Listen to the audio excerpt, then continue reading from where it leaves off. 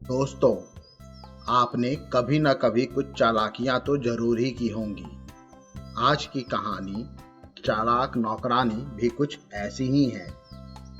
वारंगल के समीप एक छोटे से गांव में रामलिंग नाम का एक किसान रहता था। उसकी पत्नी को मरे हुए 2 साल हो गए थे। घर में कोई काम करने वाला कोई न था, अतः उसे भानुमती को नौकरानी रखना पड़ा। भानु एक अच्छी नौकरानी थी। घर की साफ सफाई, पशुओं का भोजन, कपड़े बर्तन आदि संभालने में वो निपुण थी। समस्या केवल एक ही थी, वह बहुत चटोरी थी। अक्सर रसोई घर में छिपकर कुछ न कुछ खाती रहती थी। रामलिंग ने उसे 1-2 बार रंगे हाथों पकड़ा, पर भानु पर कोई असर नहीं हुआ। वह साफ झूठ बोलकर बच निकलती थी। अंत में तंग आकर रामलिंग ने उससे कहा, अगर आज के बाद मैंने तुम्हें चोरी से कोई चीज खाते पकड़ लिया तो नौकरी से निकाल दूंगा। नौकरी जाने के भय से भानु थोड़ा संभल गई। एक दिन रामलिंग एक बहुत ही अच्छा आम लेकर आया। उसका दोस्त अनंत आने वाला था। उसने भानुमती को बुलाया।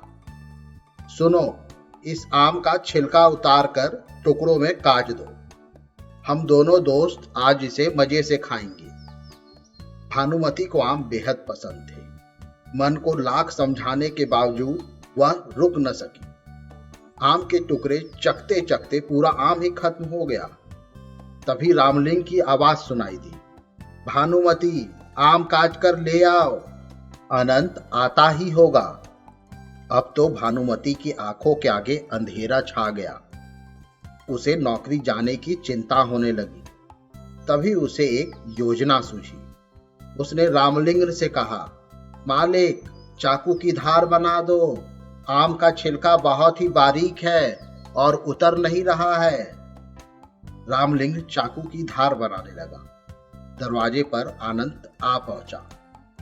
भानुमती उसे एक कोने में ले जाकर बोली, लगता है मालिक तुमसे बहुत नाराज है।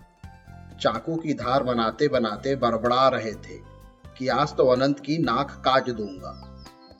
अनंत ने भीतर से झांक कर देखा। रामलिंग मस्ती में गाना गुनगुनाते हुए चाकू तेज कर रहा था। बस फिर क्या था, अनंत सर पर पांव रखकर भागा। भानुमती ने रामलिंग से कहा, मालिक, आपका दोस्त मुझसे आम छीन कर भाग गया। रामलिंग चाकू हाथ में लिए अनंत के पीछे तेजी से भागा। अनंत और भी तेज दौड़ने लगा। रामलिंग चिल्ला रहा था, रुक तो जा भाई, कम से कम आधा काट के दे जा।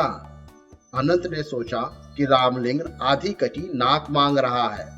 वह बेचारा दोबारा कभी उस तरफ नहीं आया।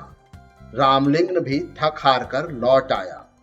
स्वादिष्ट आम हजम कर जाने वाली भानुमती अपनी अगली योजना बनाने की तैयारी करने लगी।